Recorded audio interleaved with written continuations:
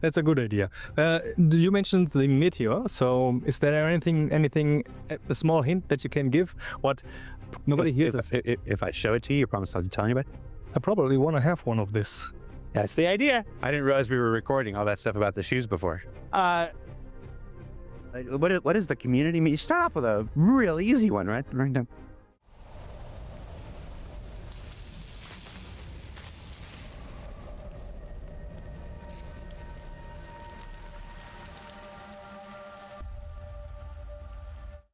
Wie ihr ja nun wisst, war ich auf der Con42 und wie ihr gerade gesehen habt, hatte ich auch ein exklusives Live-Interview, live nicht, aber ein Interview mit Jared Huckabee dort geführt.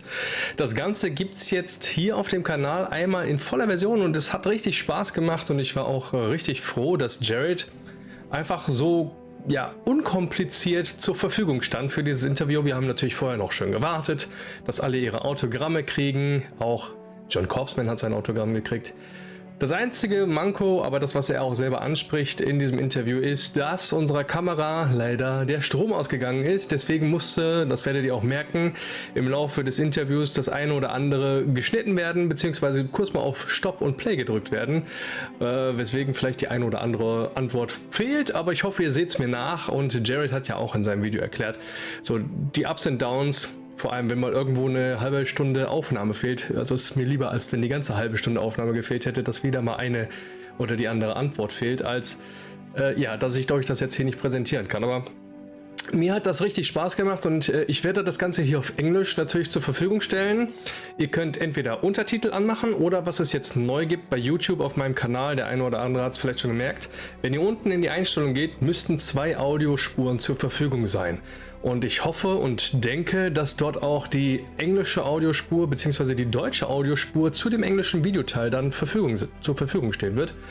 Und wünsche euch jetzt viel Spaß mit dem Interview und ja, ihr habt es gesehen. Er hat mir die Meteor gezeigt und ja, wie sie aussieht, erfährst du hier nicht in dem Video, aber dafür ganz viel anderes cooles Zeug und deswegen viel Spaß mit dem Interview. Ich bin der Star Citizen Proof. Wenn du es nicht schon gemacht hast, abonniere und like den Kanal und jetzt geht's rüber zum Interview mit Jared. Hey, do you think? Yes, sure. Would you go into the shadow? Yeah, very low. I'm doing fist bumps. Here. 2, 5. We win.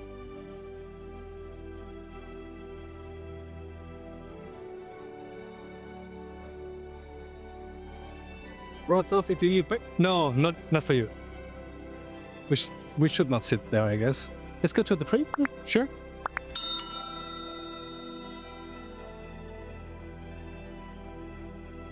Eh.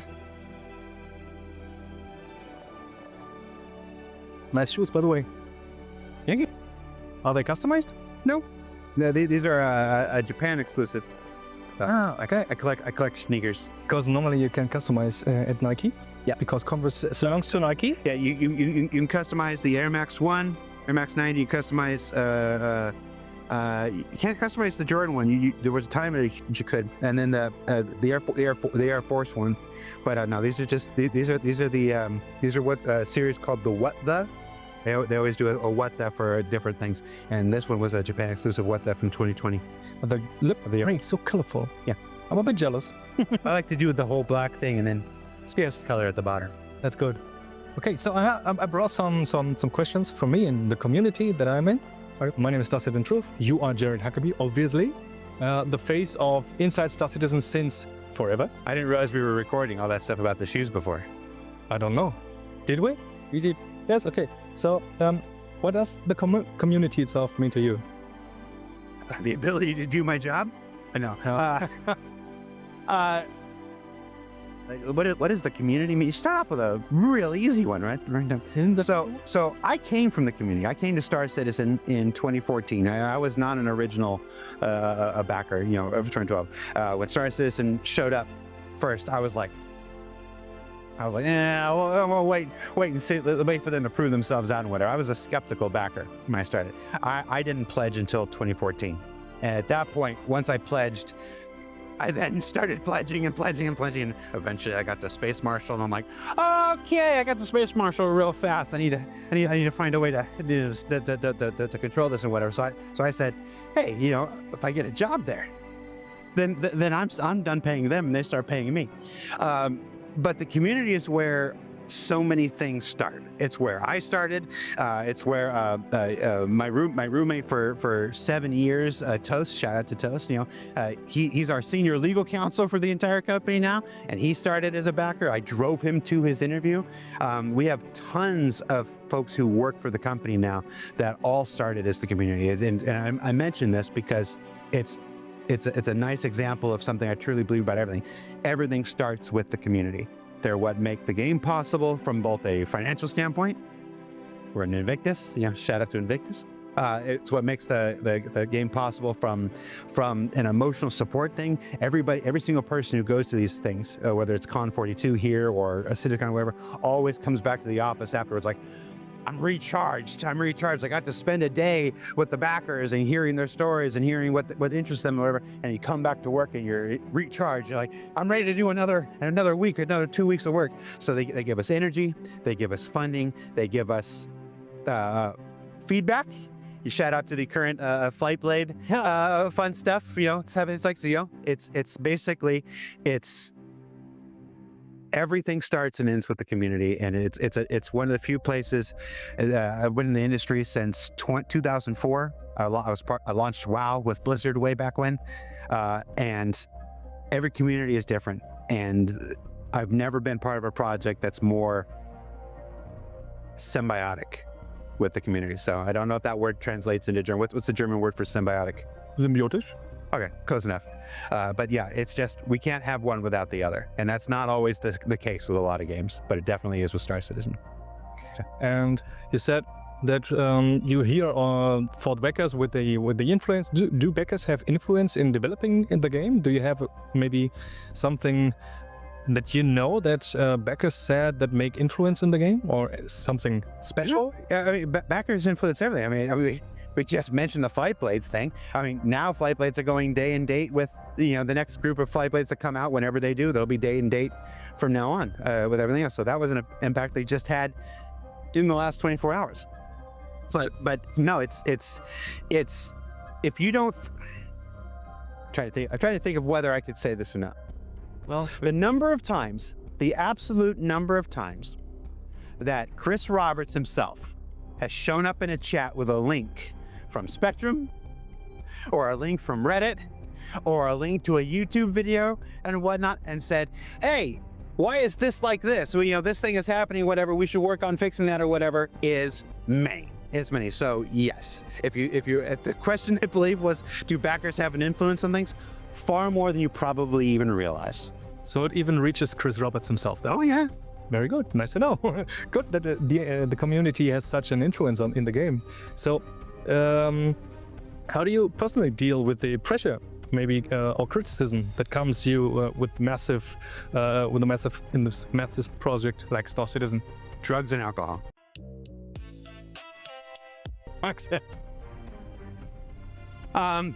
We can see it in the bar inside Star Citizen. Yes. Yeah. No, that's all flavored water and tea. UK fire laws don't let us have actual alcohol, so we had to dump all those bottles out and fill it up with tea. So it looked like it was still there. But no booze in the ship. How do we deal with the stress? As soon as I figure it out, I'll let you know. No, I have fun. It's my day off. The honest answer. The honest answer is that every single day is full of highs and lows. There's something for every. In any given day, I will see something that's amazing and inspiring and wonderful. The upcoming Meteor is a ship that's arriving relatively in the next few months and whatnot. The Meteor is something I'm super excited about. It's a ship that started with my idea. We were pitching ideas, and I said, you want to make a ship that people are going to like? You do this, this, this. And Chris and Rich and John were in the room and goes, Yeah, all right, let's give Jared one. And so I'm really excited about that meteor. So we get that, and those highs help carry you through the lows of this SKUs are broken on the website, or the video went out and there's a terrible distortion glitch, and there's 38 seconds of audio that's missing and whatnot that we didn't catch or whatnot. It's you learn to hold on to the good while dealing with the bad, and that's basically it. You just have to carry it all with you. Don't focus. Don't zero in on anything, not the good or the bad, because you focus on the good, it takes you to too high a point and you end up crashing. You focus on the bad, it takes you to too far down a point, you never come out. So you just carry it all with you at all times. That's probably the closest way I can explain how I do it. That's a good idea. You mentioned the meteor, so is there anything, a small hint that you can give? What purpose this ship might have? Maybe mining, some are speculating about mining, or some are speculating about salvaging ships. What is the meteor? Do we have anything to say about this? Nobody hears us. If I show it to you, you promise not to tell anybody?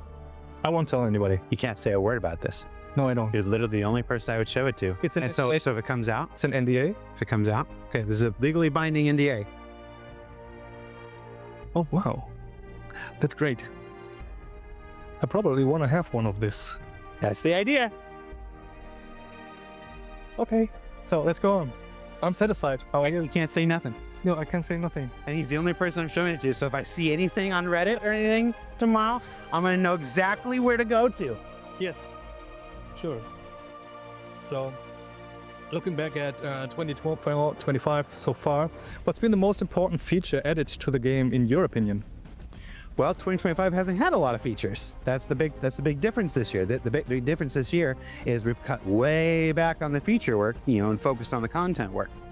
So, which is why you don't see as many ISCs and whatnot, because there just aren't that many features in development right now. I realize that. We're fixing the ones we have, and we're trying to close out, Squadron 42. So, this year hasn't had a whole lot of features. You said features, so the biggest one is going to be item recovery. Tier 0. It's not perfect. Few things are at this point, but it was a major step towards, you had all this cool gear, you had all these cool things that you would collect, that you would get as a bonus to your pledge purchase or whatever, and everybody was too afraid to wear them. Yeah. Everybody was too afraid to wear them because they don't want to lose them or whatever. So having even this first step towards letting you express yourself the way that you want is such an important thing. So as far as features in 2025, probably item recovery. We're still hopeful. We're hopeful to get engineering and resource network this calendar year. As far as not a whole lot of features this year, we still intend to get engineering and resource network out. Can't possibly say when, because it would be silly for me to try. But that's still very serious on our agenda. I imagine we're going to get some questions about it when Torsten and I do our QA later today. But that is still on the docket. When that comes, that will be the big thing for 2025. I think this will be a major change to Star Citizen gameplay as it is right now. And yes, you said it right. I have a lot of gear in my account that I also pledged for, and I didn't wear anything of it. I even had people in my community that said, if you put on this gear, I will shoot you to have this gear. It was this thing. When we put item recovery out, there were a lot of you talked about the effect of the community and whatnot, and there were a lot of folks in the community that were saying, "Oh, this is going to kill PvP. This is going to kill all the interaction because so many people are stealing the gear and stuff like this." And it's like, obviously that didn't prove out to be true at all. And we knew it wouldn't, but sometimes you can't tell anybody that. You just have to let it go out and let them see it. But even if it did have an impact, even if it did make PvP less interesting for the people who just I want to steal everything from every player I can. That's how I enjoy my game. And that's a valid play style. No judgments there. Some of you will judge. Not you. You know who you are. Where was I going with that? Oh, what you get by stopping that fear, that's too important. That fear of, I don't want to wear my cool stuff. I don't want to dress the way I want. I don't want to be the Star Citizen I want to be because I don't want to lose that stuff. Yeah. It was more important to us to start squashing that fear. And so we made our first big pushes towards that. The next tier 1 implementation will do even more. It'll start protecting things that are in your ship. Very bullish. Also ship, but also ship into ship spawning. that's not anything to do with insurance, with the unique item recovery. But again, that new feature stuff is going to be hard for 2025. It's like I said, the focus is on performance, the focus on fixing the things that are existing, the focus is on content and stuff. We are scheduled to do 11 major patches this year. It's like, I don't know if a lot of folks have noticed, but there was a major patch in January, February, March, April, May. And why not? There will be another one in June. The June patch. Oh. The June patch. The June patch. That sounds great. June patch. July patch is cool. The August patch. I got some. Are we talking about new ships or? No. I'm talking about the content. I'm talking about the content. No, by the end of this year, we're going to have at least 11 major patches, whereas previous years we only had 4, if we were lucky, if they didn't get delayed and stuff like this. So that's where our focus is. Our focus is on more patches with more content than ever before. That means less features right now, but we'll get to that stuff. But I'm cool with it. A lot of people are too, and I like what you're doing in now fixing more bugs. That's what the community wants all the time, anyways.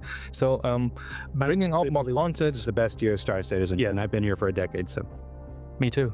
I'm a backer since 2012 November. You back before I did. I didn't back until 2014. I made this place prove itself to me before I backed. I was like, no. What you got? Regarding from this, how far do you think we are to 1.0? I'm not going to answer that question. You're asking me a when question? You're asking me a when question? At least I tried. Okay. So just say that. Let me ask you a question. Have we ever been right? Maybe no. Why would you keep asking? Basically, the answer that it's just I'm sure one of my bosses is going to see that answer. Like, why do we say it? But it's the truth. It's like, here's the thing. Here's the secret to win questions. All estimation, for all things, whether you're building a house, a swimming pool, or a video game, all estimation is based on prior work. If you're building something that has never been built before, in a manner in which has never been used to build it, how do you know how long it's going to take? Perfect question. It's impossible. It's impossible. That's why we're honest. It's why we're always wrong when we do it. It's like we do our best. We do the best we can. We look as much of old work as we can and stuff like this, but we get better at things. We get new ideas. We get new people coming in with new talents, with new skills. We get new technologies come online, and they change the scope of the things we do. It's basically the forever challenge is if nobody has ever done it before, and you're doing it in a way that nobody has ever done before, it's really, really hard to tell how long it is. So if we could tell you with any accuracy, we wouldn't be building something new. We wouldn't be building something different. So it's hard. That doesn't help. It's still incredibly frustrating not to know when a thing is coming. I understand. I live that frustration myself. It is part and parcel of doing this in such a different and unique way. So I totally understand. I've come to kind of accept it. Yeah, me too, by the way. But you still fast. Yeah, just trying. Never mind. So, some players feel that Squadron 42 development slows down in Star Citizen. What's your take on this, Benelix? Well, like most things, the answer is a bit more complicated than a yes or no. There are certain aspects that were absolutely accelerated by Squadron 42. Last year, if we had more features, remember what was the patch that came in March or April last year, had more features in it than any patch we've ever had in the history of anything. 324? It was like 324 was just boom. When you look at when you actually bring open the patch notes and you look at the features, like, oh my God, those were all came from Squadron. So the reason those all came and whatnot were because of the work of Squadron. So in that regard, Squadron helped it. And with regard to this year, with the slowdown on feature work, because those engineers are needed to go over to fix Squadron, it means the feature schedule for 2025 is slower than it was in 2024. So it sped everything up in 2024, and it slowed everything down in 2025. We'll see what it does in 2026, see what it does in 2020, as we go. So it's, I was about to say 2027, but then I'm like, no, we're gonna launch Squadron 42 in 2026. So it basically, the answer is it depends on what it is that you're specifically talking about. But yes to some things, no to others. No problem for me. So I'm excited to play Squadron 42 soon. And since the CitizenCon last year, I'm very, very excited also for base building. And base building not only, but space station building.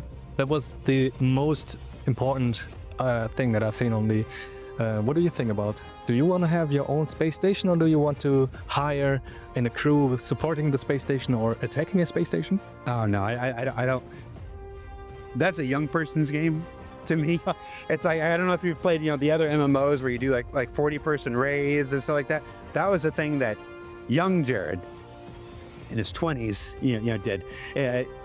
Jared in his 40s, or by the time space stations come out, probably Jared in his 50s. I'm 52. Yeah, that's too much time. That's too much effort to manage, dozens and dozens of people and stuff like that. Like, that gameplay is amazing. And if I had had it when I was a kid, yes. If I had it when I was in my 20s, I'd have been, the kingpin emperor of the universe. These days, I look for a much more relaxed experience. I'm content. I'm content to just step into the verse and go around and do much like I do at events like this. Say hi to people, see what they're doing. Hang out. I got this dream. Of just showing up on people's 890 jumps when they're doing in-game weddings and whatnot, and just being a kind of a guest and witnessing the big moments that players create in the verse, as opposed to creating my own.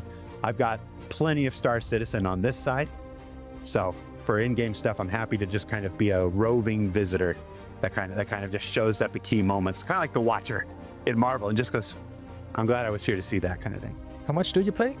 Not very much at all. That's the thing. It's because it's one of those things that, and this is another thing that's very different for the people. And this question will actually come up. I've already seen, they already told me they're going to ask me at the Q&A panel later on. So I'm going to ask, we can get this answer twice for me today. I work a pretty hefty work week. And so when I go home and I want to relax, the last thing I do is jump into work. Yes. So but I knew that about myself. Like I said, going back to World of Warcraft, going back to Blizzard, I knew that for me and for my personal happiness and for my personal mental well-being, my free time needs to be spent elsewhere than work. So when they offered me this job in 2015, I had to think about it, because I was looking forward to playing this, and I knew about myself that if I came to work here, that would be the end of Disco the player. And I thought about it for a long time, and ultimately I thought the opportunity I had to be a part of this experience for the last 10 years from the inside was worth it to me. So the answer to your question is how much I play. It's actually very, very little. I will go in when the patch launches to see what people are talking about, to see whether the things we said on ISC actually manifest correctly, because we record ISC so much earlier. That's what I want to do with my content. Yeah, and so like this, but as far as playing in the traditional sense, it's not how I do it. I spend my personal time doing any number of other things, Dungeons and Dragons or whatever. But it's like I said, my dream now is to show up as like an ambassador, to show up like an emissary, and witness the things that you guys are doing as the players, as opposed to making my own story. So now, as a former backer of Star Citizen and now one of the most common faces of Star Citizen, you have your own character in Star Citizen. What do you say about that? What do you feel about having your own character in Star Citizen? Which one are you talking about? I'm talking about this narrator that now makes the news. Is that in yet? Is it? You've seen it? I didn't even know that was in yet. I didn't know that. Yeah, that's. Maybe it was a leak, but no. They couldn't tell me when, because we actually recorded those for several previous releases, but they couldn't get them in time. So I didn't know that those were actually in. That's James Harriman, the newscaster stuff. Yeah, no, that's fun. That's fun. That's Dave Haddock writing me some wonderful stuff and getting to do that. It's just one of the things. James Harriman is going to show up in a couple other places. We haven't processed my face scan yet. I got my face scanned last year. I got my face scanned and then I lost 60 pounds. So I did that out of order. So I'm getting skinnier, but my forever immortalization guy will be like, I'm like, What can you do? So he'll show up in a couple other places. I was really against the idea of being in the game for a long time because that's one of those questions people have asked. When are you going to be in the game? And I'm like, I'm all over outside of the game. Shouldn't there be one part of Star Citizen you can go and not have to see my dumb face? But they came to me with an offer. They said, we would like to do this thing. We think you're ideal for it and whatnot. And I was like, I still have enough ego where I was like, I kind of want to do that. So I didn't know it was actually in the game yet. So that's cool. I'm going to take a look at that. But no, it's fun. It's fun. We'll see how it grows. If it grows, if people get too tired. I still think people are going to get tired of hearing my dumb voice and side again, like yeesh, and we'll just pull it. But we'll see. Exactly not. Obviously not for me, because I live from your shows somehow. I live from the infos you give us. And if there's somebody in Star Citizen that has earned to be inside Star Citizen, not only as the show inside Star Citizen, but inside the game Star Citizen. Inside, yes, inside. If we can make a show like this, inside Star Citizen. We should talk to my mom, because my mom's never. I've made 1,228 videos for Star Citizen, and my mom's never seen a single one of them.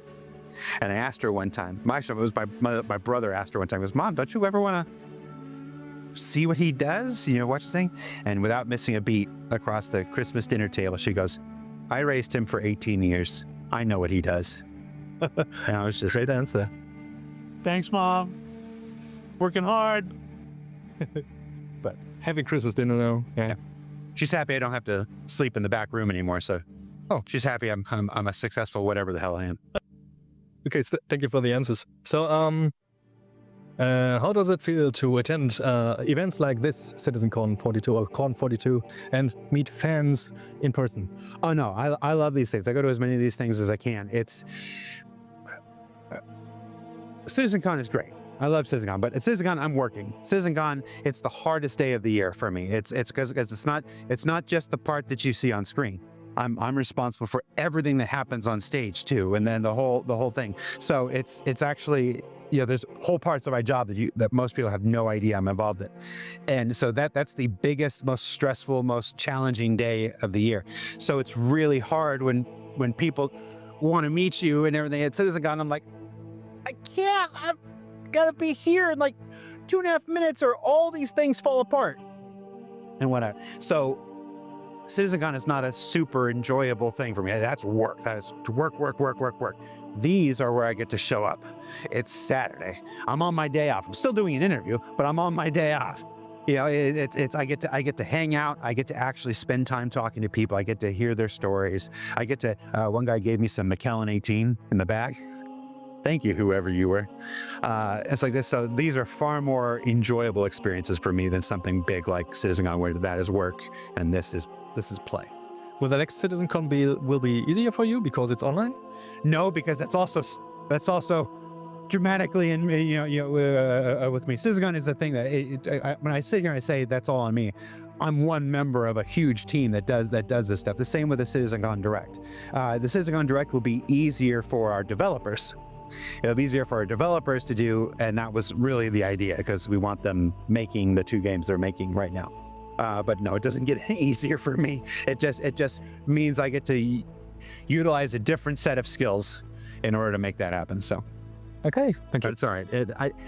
I'm acting like it's hard. It is hard, but that doesn't mean it's not incredibly rewarding. Doesn't mean it's not still one of my favorite things of the year. You probably CitizenCon from my hands when I'm dead. When does CitizenCon work start for you? It's already we've already filmed, we've already shot part of CitizenCon Direct already. I've written. Think about these things as written, but even the live CitizenCons are written from beginning to end, and whatever. So I write those with the developers every year. We're about 70% fully written right now. We're about 15% filmed and put in just some things that we needed to do kind of early, because in order to access the people we wanted to access, we had them then. But yeah, it's underway. Very cool. Thank you. How do you personally prepare for events like this, for big events like CitizenCon or events where you go like Con 42? Did I already say drugs and alcohol? Yes, you did. lots of sleep. A bunch of the guys went out to dinner last night, and I was like, no, I have to sort of be like on. I have to be in like the mode that can receive people and stuff like that. So I went to bed last night at 7 p.m. Took some sleeping pills and made sure I was fully rested. That's really the hardest part. The only thing that's hard about doing these is when you're not rested. So if I can get enough sleep the night before, I can be the version of Jared that I want to be and that people want to be. When I don't get a lot of sleep the night before, that's when people are like, I expect the disco to be nicer. And I'm like, I'm just very tired. I'm sorry. But no, I made sure I got a lot of sleep last night. So What about these Graf Dracula Disco Lando? the what? You had one where you played a Dracula version of Disco. Oh, Count Disco. Hey, Count Disco. I Yes. forgot the name, yeah. You're wandering through the graveyards in the dead of the evening. What about him? Is he still alive? Would it be? So last year, Halloween was on Thursday. Yeah.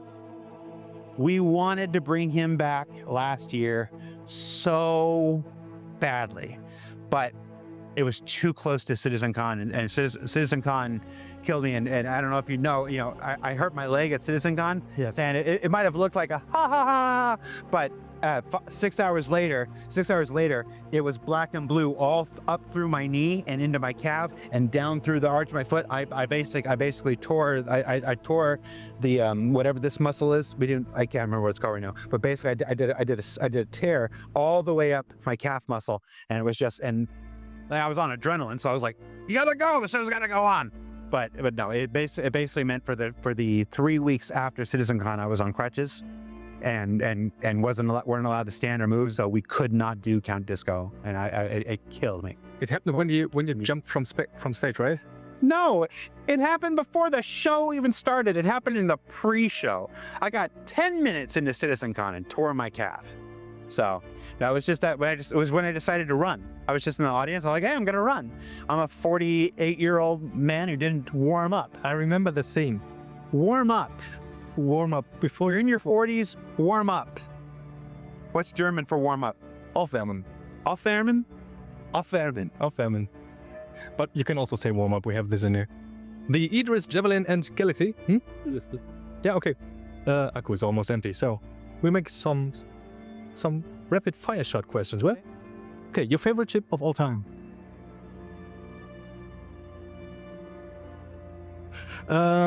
The most underrated ship in the game. Cutlass.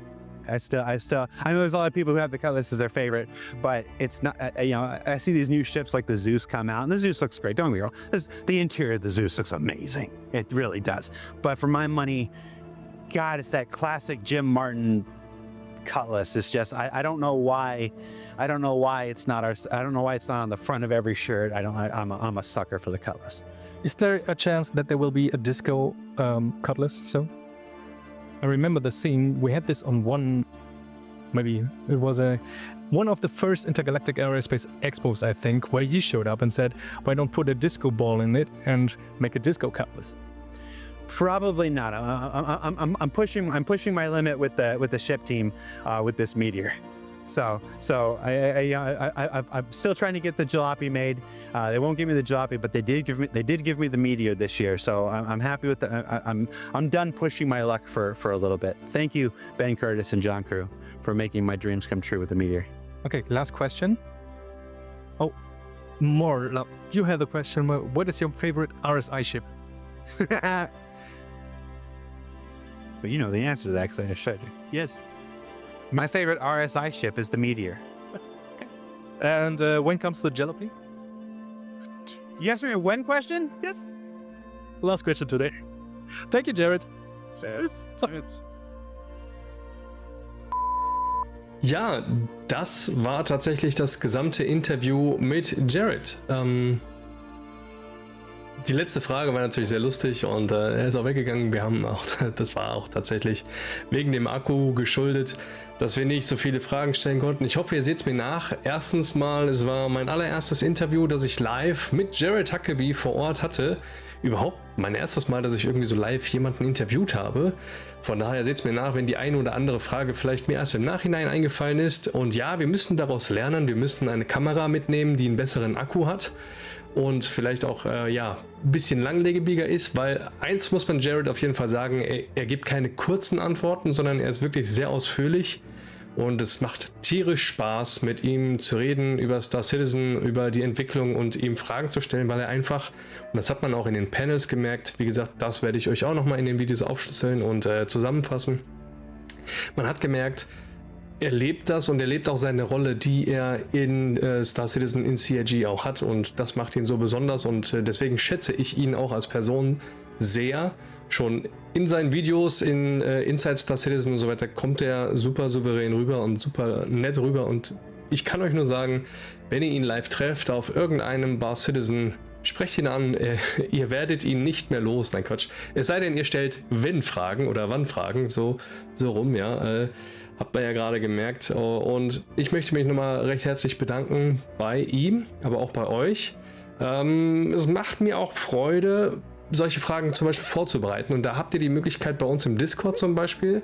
Sollte das nächste Mal passieren, dass ich irgendwo bin, wo vielleicht auch Jared oder jemand von CIG ist, dann könnt ihr mir natürlich auch eure Fragen schicken. Also kommt gerne bei uns in den Discord, stellt mir Fragen, kommt mit mir in Kontakt, habt Spaß. Und ich habe das Video jetzt tatsächlich nicht zusammengefasst und nicht 1:1 übersetzt. Das würde noch länger dauern, als ich jetzt gerade Zeit dafür habe. Deswegen seht es mir nach und schaut tatsächlich mal wirklich, ob das funktioniert und wie dieses neue Feature funktioniert bei YouTube, dass auch da die deutsche Übersetzung automatisch generiert wird oder eben mit den Untertiteln. Es waren viele Sachen jetzt drin, über die gesprochen wurden. Es wurde gesprochen über die Meteor, die ich tatsächlich wirklich gesehen habe. Ja, es war tatsächlich die Meteor, die ihr mir gezeigt habt. Ich darf sie nur nicht euch sagen, wie sie aussieht. Es wurde gesprochen über CitizenCon, es wurde über Space Station und Young und Old Jared gesprochen, dass er jetzt nicht mehr wirklich viel Star Citizen spielt, aber er seine jüngere Version hätte das zum Beispiel sehr genossen mit den Space Stations, so wie wir es ja auch tun. Hey, komm, Jared und ich sind jetzt vielleicht gar nicht so weit auseinander vom Alter her, wenn er sagt, er ist in seinen 40ern, ich bin auch 40. Sieht man mir vielleicht nicht an, aber so ist es nun mal. Und ich kann euch sagen, wenn ihr nochmal eine Zusammenfassung wollt von diesem Video auf Deutsch, lasst es mich gerne wissen, schreibt mich an, sagt mal, hey Proof, bist du bescheuert? Entschuldigung, sagt man ja nicht. Bist du denn außer Rand und Band? Wie kannst du das denn nur auf Englisch raushauen? Wir hätten das gerne auch auf Englisch. Schreibt mir, ich gucke, dass ich das dann zusammenfasse in dem Zeitrahmen, der mir gegeben ist. Und so, dass es euch dann auch noch zufriedenstellt. Also, wie gesagt, kommt zu uns auf Discord und lasst uns zusammen Star Citizen als Community spielen und auch, wenn solche Events sind, dort treffen, wenn ihr die Möglichkeit habt, und auch gemeinsam ja, Fragen rausarbeiten, die wir CIG stellen oder die euch beschäftigen, die ich dann in der Community-Namen quasi dort stellen kann. Ja, es wurde auch von ihm da schon zu dem Zeitpunkt über die Flight Rates gesprochen. Auch da kommt bei mir nochmal ein Video drüber. Deswegen bleibt auf dem Kanal, es bleibt spannend, und wie gesagt, es hat Spaß gemacht und ich will es jederzeit wieder machen. Ja, ich sage jetzt einfach mal Proof, over and out. See you in the verse. See you in the next one. Bis bald.